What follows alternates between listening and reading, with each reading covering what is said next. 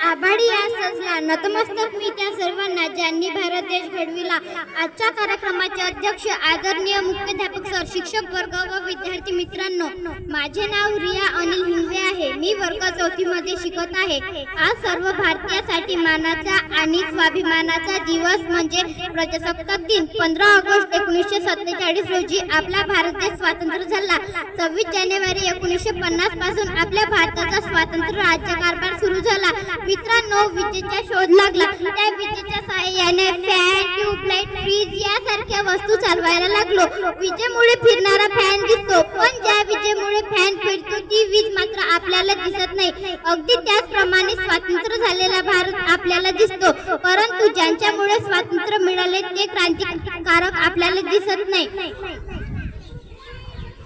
म्हणून त्यांना आठवण्याचा दिवस म्हणून या क्रांतिकारकांना मनावेसे वाटते। आओ झुककर सलाम करे उनको, आओ झुककर सलाम करे उनको, जिनके हिस्से में मुकाम आया है। खुशनसीब है वो खून इस देश के काम आया है, वो खून इस देश के काम आया है। आज माणूस मात्र मैं भला मेरा परिवार भला, बाकी सब झिंगालाला। तोही हे काळ होता, माझा भारत महान होता, कारण त्यावेळी टिळकांसारखा नेता होता, टिळकांसारखा नेता होता। मित्रांनो, ज्या कुटुंबातील माणसं महान तर तो कुटुंब महान, अगदी त्याचप्रमाणे ज्या देशातील माणसं महान तर तो देश महान।